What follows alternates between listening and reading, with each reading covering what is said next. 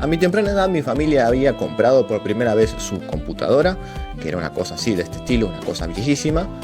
En un primer momento tuve un CD que tenía 100 demos distintas de juegos, que creo que era lo común venderse en ese momento, porque los juegos era bastante raro saber si te funcionaban o no, o si en ese momento eran muy caros. Y entre esas demos encontré dos estilos de juego totalmente distintos. Por un lado, los consentidos, y en este lado voy a poner por ejemplo al Age of Empires, que fue el primero que conocí, y del otro lado al Doom. Dos estilos de juego completamente otros.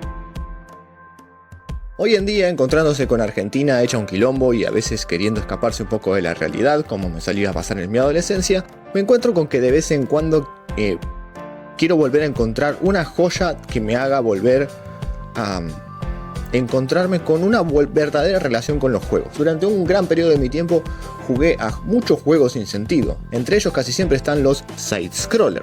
Son aquellos juegos que empiezan desde un lado y apuntan hacia el otro. Por ejemplo, el Mario. El Mario inicia normalmente como una persona, un ser que va desde el lado izquierdo y se empieza a mover hacia la derecha y ahí empieza. De ahí viene side-scroller. Funciona de un lado hacia el otro, es dimensional y lateral. Normalmente estos tipos de juegos, aunque tienen una suerte de trasfondo y un poco de historia, casi siempre la historia es lo que menos importa. Los side-scrollers se centran más en su estilo de jugabilidad. Entre esos que hay un montón que han sido más tendencias dentro de las plataformas, por ejemplo Nintendo o Sega. Acá Nintendo en Argentina no se conocía mucho a menos de que hayas tenido plata, pero sí tenías un Family. No voy a hablar ni de Ninja Gaiden, ni de Doom, ni Age of Empires. Voy a apuntar directamente a dos estilos de juego que hoy para mí son mi culmen de todos los juegos: The Messenger y Sea of Stars. Ambos juegos son creados por la misma compañía, Sabotage. Sabotage es una empresa indie que empezó a recorrer su camino con los videojuegos con The Messenger.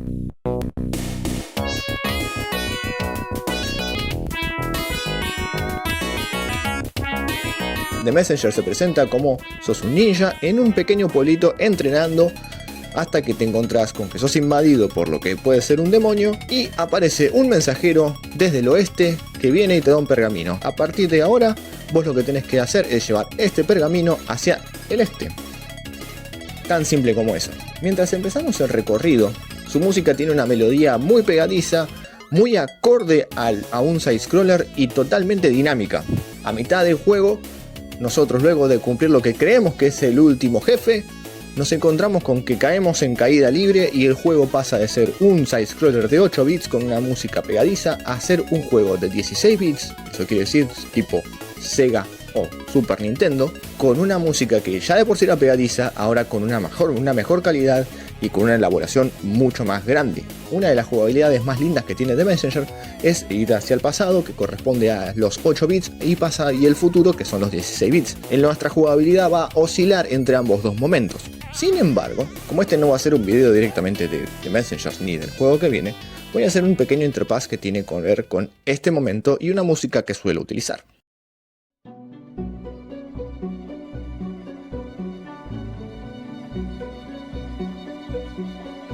Me encanta, este tema se llama Beneath of Tides, debajo de las olas, sería, o debajo de las mareas si no me equivoco.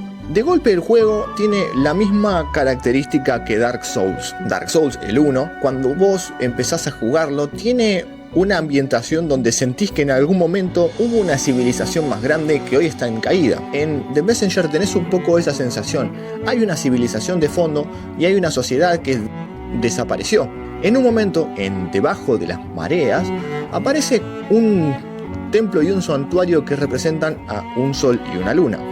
Y te cuentan un poco la historia de que antes había un mundo distinto, que por la causa del mar desapareció. Y con este mismo pie voy a dar paso al...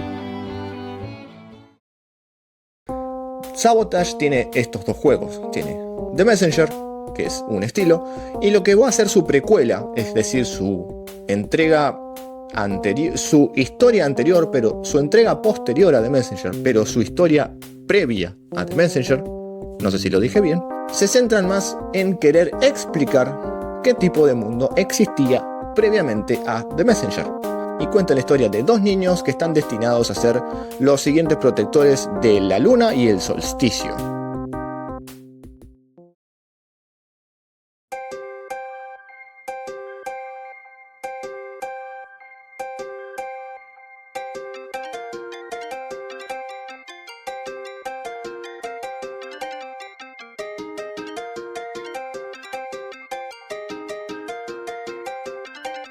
A diferencia de The Messenger, Sea of Stars es un RPG. Un RPG es un estilo de juego donde vos roleás, donde hay una historia previa y se centran más en encontrarse con un mundo y un estilo de jugabilidad totalmente distinta, donde empezás estratégicamente cada combate y ya la dinámica de las piñas y los tiros no es tan necesaria.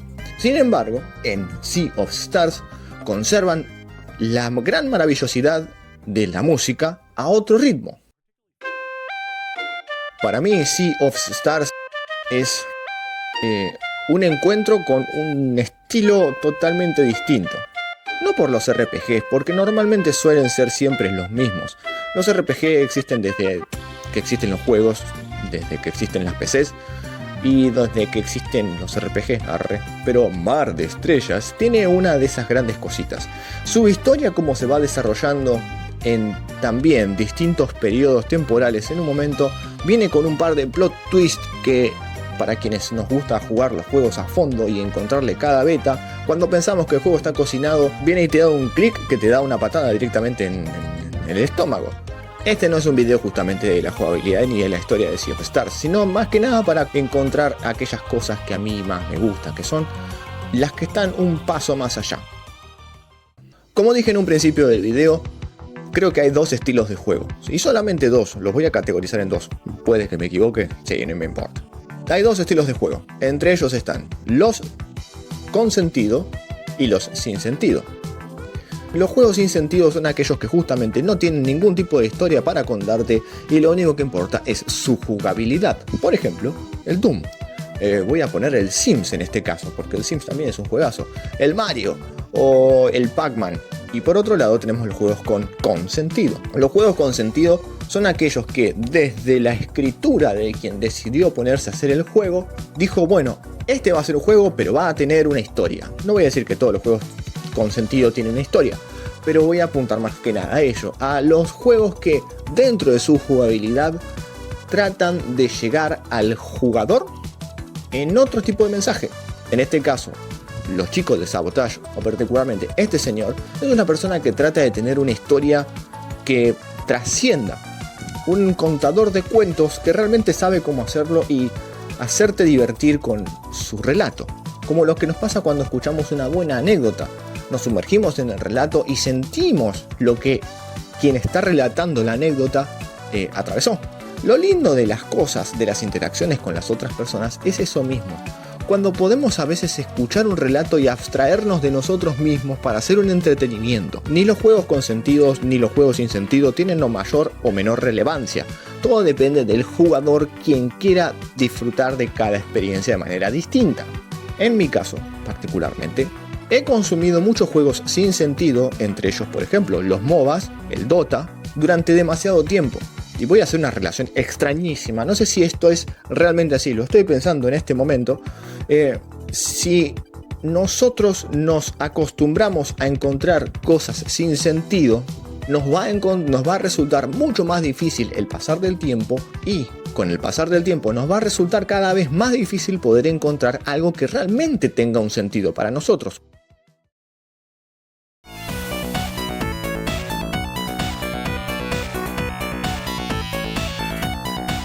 Entre tanto vaivén, entre tanta tecnología que nos abruma hoy en día y entre tantos juegos que han salido, es muy difícil poder encontrar joyas. Poder encontrar joyas en el sentido de compartir una buena jugabilidad y que además te dé un mensaje el cual vos quieras terminar de jugar en algún momento. Los juegos sin sentido tienen esa peligrosidad, no sé si se dice así, de cómo carecen de un sentido. Es fácil caer en la rueda de un in eternum, de caer constantemente a querer jugarlos, porque como somos seres que buscan un sentido, cuando encontramos un entretenimiento, por más de que sepamos que no tiene sentido, buscaremos una manera de encontrarle ese sentido para que sea un camino. Ah, sí, vamos. ¿Quién habla? Pero es muy difícil encontrar algo donde no hay. Ahora bien, cuando nosotros encontramos relatos que tienen un buen sentido para nosotros mismos, conocemos su inicio, entendemos su desarrollo y esperamos en algún momento su final. Y esto es un poco a lo que quiero tratar de apuntar. El final es tan importante como cualquier desarrollo de juego o cualquier jugabilidad de las cosas. Hay muchos pelotudos que creen que los juegos simplemente son juegos. Y no, ha pasado tanto tiempo y han aparecido tantos creadores que los juegos ya podemos catalogarlos de alguna manera, o por lo menos quiero yo colocarlo, en una categoría de arte. Hay juegos que pueden ser un arte directamente por su jugabilidad, y hay otros juegos que pueden ser un arte por su manera de ser relatados, escritos y descriptos. No es tan fácil desarrollar un juego, y menos si sos una empresa independiente que tenés que costear no solamente tus tiempos, sino tu propia moneda. Contar una buena historia es difícil. Contar una buena historia y hacer una película es sumamente difícil. Contar una buena historia, hacer un juego y tratar de juntar un equipo que desde la nada quiera poder empezar a hacer un buen cuento es mucho más complejo de lo que parece. Y ahí es donde se ve de alguna manera la pasión o tal vez el amor. No voy a decir que todos los juegos son una obra de arte. He pasado muchos años y he jugado muchos juegos para decir no hay muchas obras de arte con que encontrarse. Sin embargo, Sea of Stars o Mar de Estrellas es una de esas joyas que cuando la vas experimentando se convierten en una lectura no solamente del relato sino del relator, quien vos ves realmente tiene una pasión y un amor con respecto a lo que te está tratando de contar. Aunque sea una historia simple y banal, su manera de contarlo, su manera de jugarlo, y tenés 20 horas de jugabilidad tranquilo, hacen una experiencia que para mí corresponde a ese hecho de trascendencia. Incluso a querer decir, creo que he encontrado el punto más alto de los juegos. Por lo menos desde este caso. Cuando terminé de jugarlo me quedé un rato tratando de asimilarlo y tratando de ver qué más podía decir. La verdad que no quiero decir mucho más del juego porque primero no soy una persona crítica de juegos para poder darte bien mis opiniones. No creo que tampoco te interese mucho. Pero sí quiero poder hacer ese tipo de rescate ante todas las cosas que me gusta rescatar. El encuentro de la pasión sobre aquellos productos de consumo que nosotros encontramos en nuestra cotidianidad que pareciera ser que no tienen alma. Bueno, como se había propuesto en un momento que la capacidad artística iba a desaparecer gracias a la tecnología, podemos encontrar en algunos aspectos que más allá de los productos de entretenimiento, podemos encontrar el amor de un artista puesto en juego. Creo que con eso ya está. No quiero decir mucho más, la verdad que quise hacer más que nada un homage. Un homenaje, no sé si se dice homage, si se dice omelette, no, como quiere decirse. Quise hacerle un pequeño omelette porque me parece que Sea of Stars es un gran juego, que todo el que pueda jugarlo le doy la bienvenida a que lo haga. Así que nada, bienvenido sea si te gusta jugar juegos de RPG o los sin sentido también, bienvenido sea. Lo importante también es salir un poquito afuera y mirar que hay un mundo más allá del que estamos consumiendo y que también tiene un pasado. Adiós.